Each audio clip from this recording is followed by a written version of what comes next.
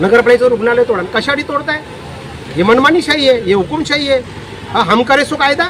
मी माजी आमदार संतोष चौधरी तुम्हाला या ठिकाणी चेतावणी देतो.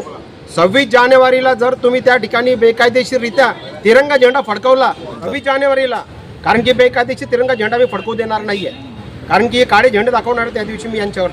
काय झालं प्रेस कॉन्फरन्स होतो आज या ठिकाणी भुसावळ शहरातील सर्वसामान्य नागरिक यांनी या ठिकाणी मला व्हॉट्सअपवरती हा कागद पाठवलेला आहे आणि त्यांनी याच्यामध्ये काही मुद्दे मला लिहून पाठवलेले आहेत. त्याच्यामध्ये त्यांनी सर्वसामान्य नागरिकांनी सांगितलं की सर्वसामान्य नागरिकांसाठी सर्वसामान्य महिला नगराध्यक्ष आहे आणि ते नेहमी म्हणतात की मी सर्वसामान्य घराण्यातून आलेली आहे, सर्वसामान्य महिला नगराध्यक्ष आहे. ते सर्वसामान्य जनतेचे प्रश्न त्यांच्या कानापर्यंत गेला पाहिजे, हे आक्रोश त्यांच्यापर्यंत गेला पाहिजे. सर्वसामान्य नागरिकांचा आक्रोश, जनतेचे प्रश्न त्यांच्यापर्यंत गेले पाहिजे. त्या जनतेने माझ्यापर्यंत पाठवले. सर्वप्रथम मी त्यांचं जागृत सर्वसामान्य जनतेचं मनापासून या ठिकाणी आभार व्यक्त करतो. अशा माहिती मला वारंवार पाठवत चला.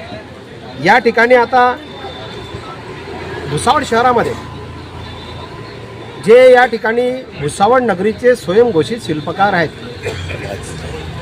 माजी आमदार संतोष चौधरी यांनी या ठिकाणी मागे घोषणा केली की भुसावळ शहरामध्ये आम्ही नगरपालिका जे पूर्वीचं रुग्णालय आहे ते नगरपालिका रुग्णालयामध्ये नगरपालिका सुरू करू.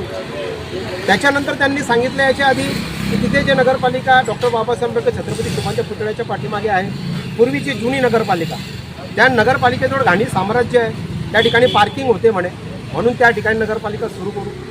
पुन्हा त्या ठिकाणी जे हे 2 मुद्दे नवीन आले. ज्या ठिकाणी पूर्वी आता नगरपालिका BJPच्या काळामध्ये सुरू होती, रमण भोडेच्या काळामध्ये, ती नगरपालिका त्या ठिकाणी सुरू आहे. तर त्या ठिकाणी जी नगरपालिका जे सुरू आहे त्या ठिकाणी नगरपालिकेचं रुग्णालय तिथे पोचवायचं अशी त्यांनी या ठिकाणी भूमिका मांडलेली आहे. ही भूमिका अत्यंत चुकीची आहे, सर्वसामान्य भुसावळकर नागरिकांच्या विरोधातली आहे. तुम्ही या ठिकाणी म्हणता की 26 जानेवारीला आम्ही या ठिकाणी तिरंगा झेंडा फडकवू. 26 जानेवारीला बेकायदेशीररित्या तुम्ही फडकवाल. प्रजासत्ताक दिन आहे त्या दिवशी. आणि या ठिकाणी जे तुम्ही आता नगरपालिकेमध्ये जे तोडफोड केलेली आहे याचं कायदेशीर तुमच्याकडे काही डॉक्युमेंटरी एव्हिडन्स आहे, कागदोपत्री पुरावा आहे, काही लेखी आहे? नगरपालिकेमध्ये COच्या माध्यमातून एखादी लेखी पत्र तुम्ही मला दाखवा. नगरपालिकेमध्ये ठराव झाला आहे असं एखादं ठराव झालेलं पत्र सर्वानुमते ते या ठिकाणी मला तुम्ही दाखवा.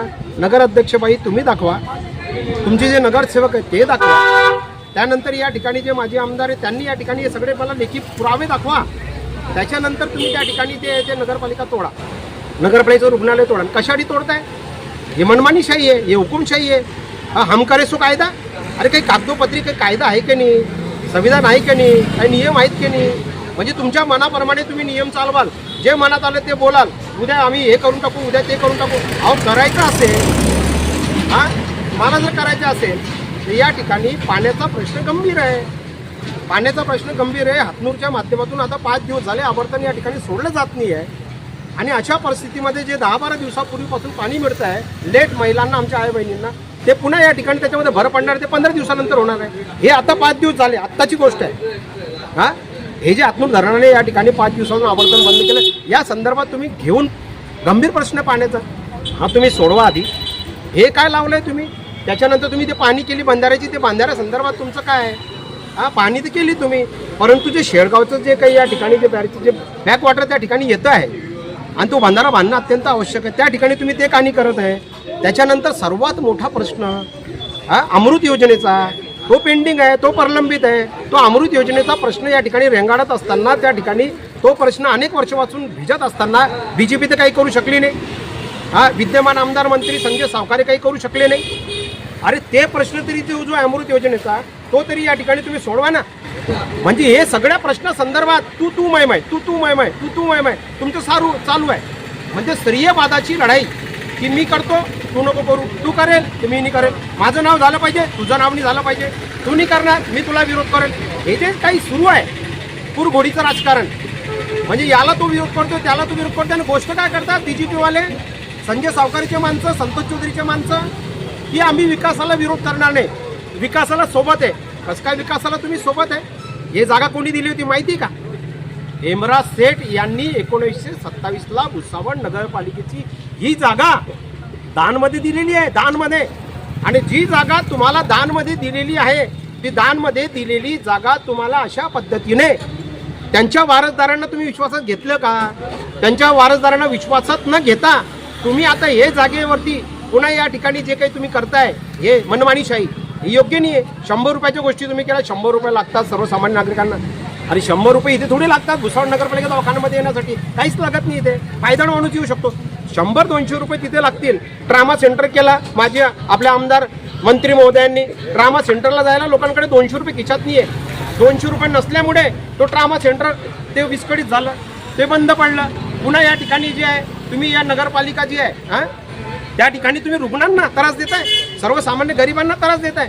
ते लोक जर त्या ठिकाणी जर गेले या ठिकाणी ही जे आता तुम्ही त्या ठिकाणी नगरपालिका पाठवताय तिथे दवाखाना पाठवताय तर त्या ठिकाणी तुम्ही काय कराल?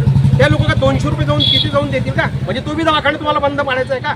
ट्रामा सेंटर बंद पाडला आमदार संजय सावकारेंनी, माजी आमदार संतोष चौधरी. आता हे दवाखाना या ठिकाणी उघडून आपण यांना बंद पाडायचं आहे का? म्हणजे अशा पद्धतीने हे जे राजकारण या ठिकाणी सुरू आहे, उद्या परत कोर्टामध्ये जातील वारसदार. म्हणजे हिमराज सेठने दान म्हणून धार्मिक काम केलेलं आहे, पुण्याचं काम केलेलं आहे. त्याचे वारसदार म्हणतील की माझ्या वडिलोपार्जित ब्रिटिश काळी आम्ही ही जागा जी आहे ही जागा आम्ही दान दिलेली माझ्या हिमराज शेठ यांनी, आणि 1927 मध्ये दान दिलेली जागेचा तुम्ही असे विल्हेवाट कसं काय लावू शकता मनमानी पद्धतीने? मग ते जे वारसदार आहे ते कोर्टात जातील. ते कोर्टात गेले म्हणजे पुन्हा त्या ठिकाणी वाद निर्माण होईल. म्हणजे पुन्हा या ठिकाणी जे पुन्हा कोर्ट कचेरी वाद, सर्वसामान्य जनतेला काय मिळणार आहे? रुग्णांना काय मिळणार आहे? नागरिकांना काय मिळणार आहे? म्हणजे हे जे काही सुरू आहे मनमानी पद्धतीने की हे करून टाकू, ते करून टाकू, ते बदलून टाकू, इथे झेंडा फडकून टाकू, हे करून टाकू. अहो आता तर तुम्ही सत्तेमध्ये आला आहात आणि या ठिकाणी कुठल्या पद्धतीचे काही कामं जे ते झालेले नाही आहे. श्रेयवाद आता मी तुम्हाला सांगतो, कंडारीचा पाण्याचा प्रश्न भुसावळचा तर तुम्ही सोडू शकले नाही. आजी माझी आमदार कंडारीचा पाणी प्रश्न संतोष चौधरीच्या काळापासून ऐकतो आम्ही की कांडारीचा पाणी प्रश्न सुटेल, कांडारीचा पाणी प्रश्न सुटेल. संजय सावकारे आले, पालकमंत्री झाले, आमदार झाले, मंत्री झाले. काय झालं? काय झालं सांगा ना. तो पाणी प्रश्न सोडवला नाही. भुसावळचा पाणी प्रश्न आता नगराध्यक्षबाई आले आहे. पाणी प्रश्न सोडू, पाणी प्रश्न यांच्याकडून सुटतच नाही आहे. नुसतं यांचं राजकारण चालू आहे, गजकारण आहे. आणि या सगळ्या गोष्टीच्या विरोधात आणि या ठिकाणी अजून एक महत्त्वाचा मुद्दा, खाते वाटप झालं का? सभापती निवड झाली का? खाते वाटप नाही, सभापती निवड झाली नाही. उपनगराध्यक्षबाई, नगराध्यक्षबाई, तुम्ही दोघं महिलांनी या ठिकाणी कारभार स्वीकारलेला आहे. आणि तरी देखील या ठिकाणी अंधेर नगरी चौपट राजा असा जो कारभार सुरू आहे, हे सगळे कायदेशीर हे प्रक्रिया जे आहे ते आधी सभापती, खाते वाटप हे तर उद्या. म्हणजे अशा पद्धतीने हे जे काही सुरू आहे, मी माजी आमदार संतोष चौधरी तुम्हाला या ठिकाणी चेतावणी देतो.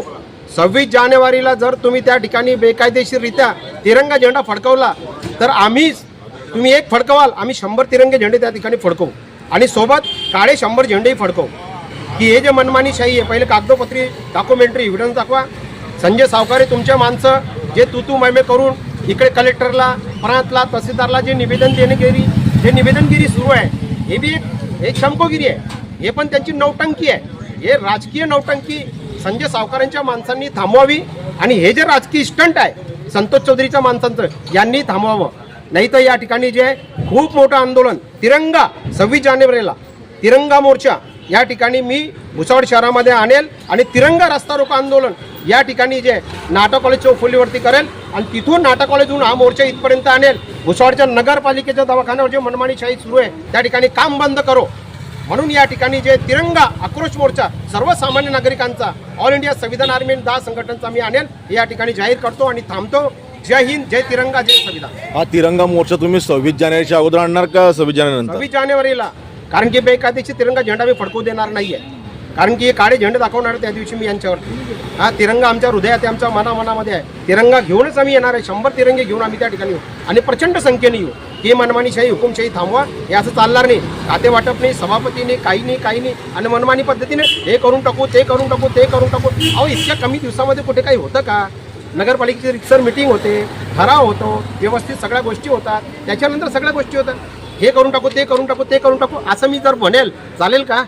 हे सगळं थांबलं पाहिजे. या थोतांड, ही नौटंकी, ही स्टंटबाजी, यासाठी आमचा हा विरोध राहील.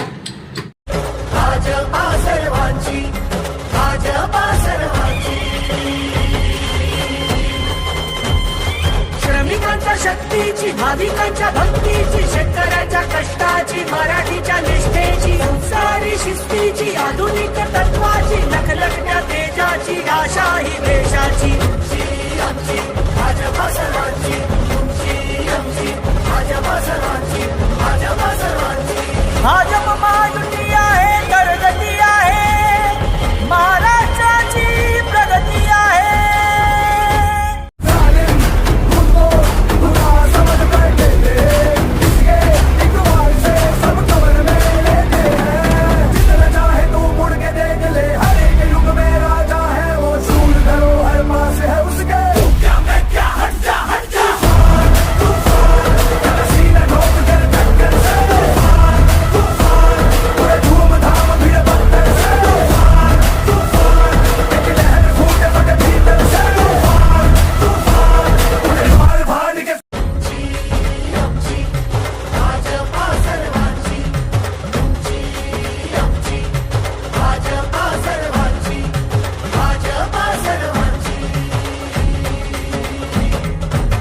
शिवबांच्या धोरणांची, रयतेच्या हक्काची, मनामनातून नाद उसळे हो.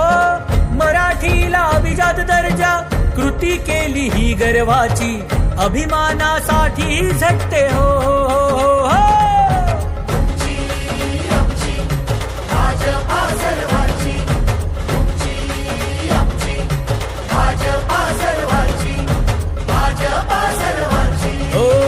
जनकल्याणार्थ आखले समान धोरण. Subscribe now and press the bell icon. Never miss an update.